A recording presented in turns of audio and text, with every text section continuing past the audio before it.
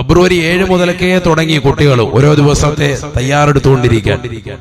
പറയുമ്പോഴേ ചെറുപ്പക്കാർക്ക് കത്തും, അല്ലാത്തവർക്ക് മനസ്സിലാവൂല. 14 വേണ്ടി കാത്തിരിക്കുകയാണ് പ്രണയചൂടികൾ. Valentine's day. ഈ വാലന്റൈൻസ് ഡേക്ക് മുമ്പ് തന്നെ 7 ദിവസം മുമ്പ് മുതൽക്ക് തന്നെ അതിനുവേണ്ടി ഒരുങ്ങി തയ്യാറെടുക്കുന്ന ദിവസങ്ങളാണ്. ഫെബ്രുവരി 7 റോസ് ഡേ എന്നാണ് പേരിട്ടിരിക്കുന്നത്. റോസ് ഡേ, റോസാപ്പൂ കൈമാറുന്ന ദിവസമാണ്. ഫെബ്രുവരി 8 പ്രപ്പോസ് ഡേ.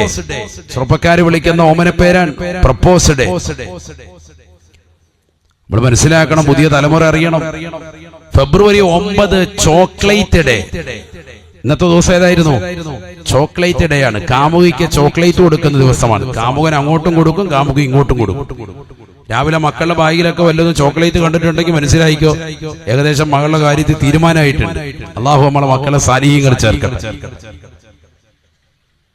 തീർന്നില്ല, നാളത്തെ ദിവസം ടെഡ്ഡി ഡേ ആണ്. എന്താ ടെഡ്ഡി ഡേ? കളിപ്പാവ കൊടുക്കുന്ന ദിവസമാണ്. കളിപ്പാവ കാമുകന് കൈമാറുന്ന ദിവസമാണ്. ഓരോ ദിവസത്തിന് ഓരോ പേരാണ്. ഇത് വർഷങ്ങളായിട്ട് നിലകൊള്ളാണ്. നമ്മുടെ സമൂഹം, മുസ്ലിം സമുദായമാണ് ഇത് ഏറ്റവും കൂടുതൽ ഏറ്റെടുത്തുകൊണ്ട് വരുന്നത്.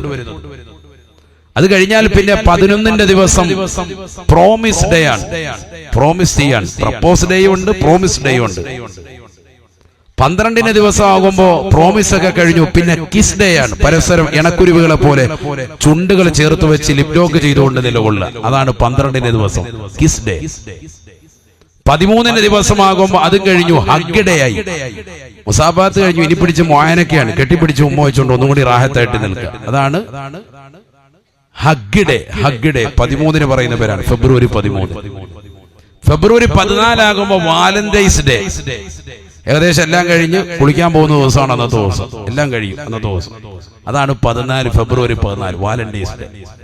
കുറഞ്ഞതൊരു പൂവെങ്കിലും കൊടുത്തിട്ട് മുസാഫാത്ത് ചെയ്യുന്ന ദിവസമാണ്. ഇതൊക്കെയാണ് നമ്മുടെ തലമുറയിൽ നടക്കുന്നത്. മനസ്സിലാക്കണം.